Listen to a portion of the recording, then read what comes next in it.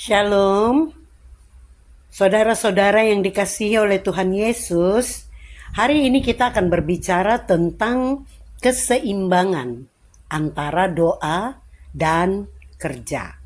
Ya saudara, kita lihat ayatnya. Markus 1 ayat 35. Dikatakan demikian. Pagi-pagi benar, waktu hari masih gelap, ia bangun dan pergi keluar. Ia pergi ke tempat yang sunyi dan berdoa di sana. Tuhan Yesus itu sedang menunjukkan contoh ketika ia ada di muka bumi ini. Dia memberikan contoh kepada kita bahwa setiap hari sebelum melakukan apapun juga harus dibuka dengan doa. Harus dimulai dengan doa. Ya saudara? Ayat tadi menggambarkan kepada kita bahwa Yesus itu bangun pagi-pagi sebelum fajar dan pergi untuk berdoa di tempat yang sunyi. Saudara, sebagai pengikut Kristus kita dapat meneladani Yesus dalam berdoa secara teratur dan sungguh-sungguh memohon bimbingan dan kekuatan dari Bapa. Ada ungkapan bahasa Latin yang mengatakan ora et labora, artinya berdoa dan bekerja. Ini sebagai penegasan bahwa berdoa dan bekerja adalah dua hal yang tidak bisa dipisahkan. Saling melengkapi dan ada keseimbangan. Saling melengkapi sebelum kita lakukan apapun harus dimulai dengan doa. Kenapa dikatakan seperti itu? Karena apa? Setiap kita melakukan apapun kegiatan itu, sebelum kita melakukannya, kita harus berdoa. Kita melangkah membuka hari dengan doa. Karena doa itu adalah nafas orang percaya. Ya saudara? Jadi kita tidak boleh hanya berdoa saja tanpa melakukan sesuatu. Jadi harus disertai dengan tindakan, usaha, atau kerja. Sebaliknya, kita ini juga tidak boleh bekerja saja tanpa disertai berdoa. Sebab itu artinya kita hidup mengandalkan kekuatan kita sendiri dan kita tidak mengandalkan Tuhan. Ya saudara, Yesus ini adalah teladan yang luar biasa bagi kita di dalam hal berdoa dan bekerja. Kita tahu selama dia ada di muka bumi ini, dia bekerja menyampaikan kebenaran firman Tuhan dan memperkenalkan Allah sebagai Bapa selama ia ada di muka bumi ini.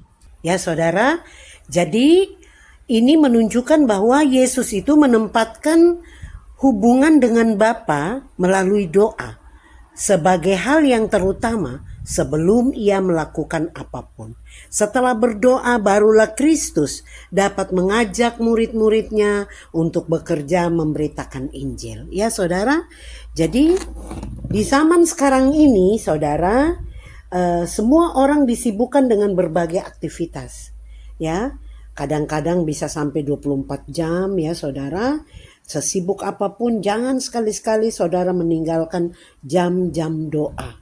Ya saudara, kita lihat pada saat Daniel ya saudara, itu 3 kali sehari dia berdoa. Ketika kita taat dan setia untuk setiap hari berdoa kepada Tuhan dengan tekun, memulai waktu-waktu kehidupan kita dengan doa, maka Tuhan turut campur tangan dalam setiap kegiatan kita pada hari itu. Jadi ketika kita berdoa, kita membaca Alkitab dan beribadah, ini merupakan bagian dari upaya kita sebagai orang percaya untuk memelihara iman kita dan pengharapan kita kepada Tuhan. Mengapa berdoa itu penting? Ya saudara, karena doa adalah relasi antara manusia dengan Allah. Ya saudara, doa merupakan cara untuk berkomunikasi, memohon sesuatu kepada Allah, memuji, memuliakan namanya, dan mengakui kebesarannya. Ya saudara, melalui doa kita dapat memiliki hubungan baik dengan Tuhan. Melalui doa kita terkonek dengan Bapa di surga. Jadi doa itu penting karena ada komunikasi antara kita dengan Bapa di surga sehingga kita memiliki pertumbuhan di dalam kehidupan kita karena selalu kita berdoa, selalu kita menyembah, memuji dan memuliakan nama Tuhan, baca firman Tuhan. Berarti ada koneksi roh kita menjadi dewasa. Ya saudara, untuk mendekat kepada Allah, memahami pesan-pesannya firman Tuhan.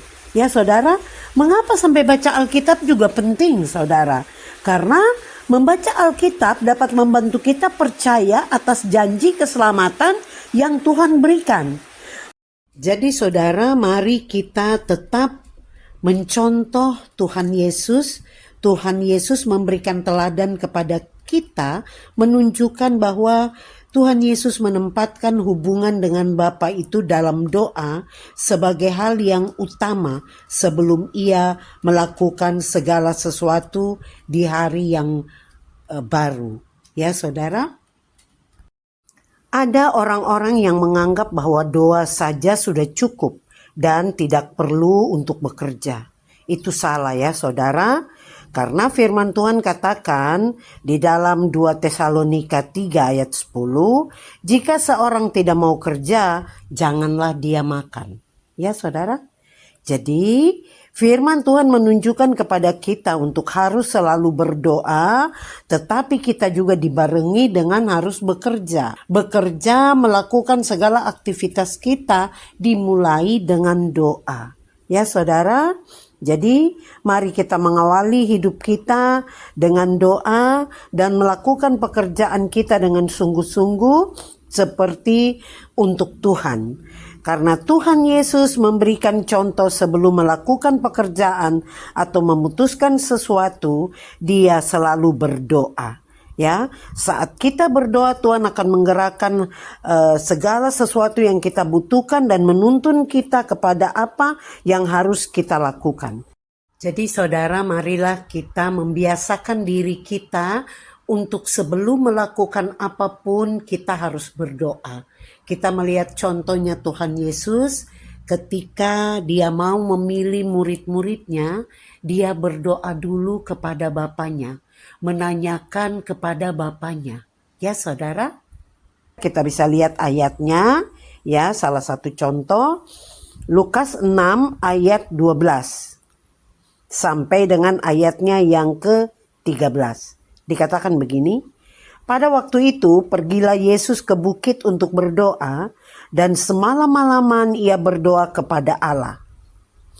Ketika hari siang, ia memanggil murid-muridnya kepadanya lalu memilih dari antara mereka 12 orang yang disebutnya rasul. Saudara, Yesus naik ke bukit untuk berdoa. Ia berdoa semalam-malaman. Yesus sengaja mengambil waktu khusus untuk berdoa. Dia pergi ke tempat sunyi dan mulai berdoa kepada Bapanya.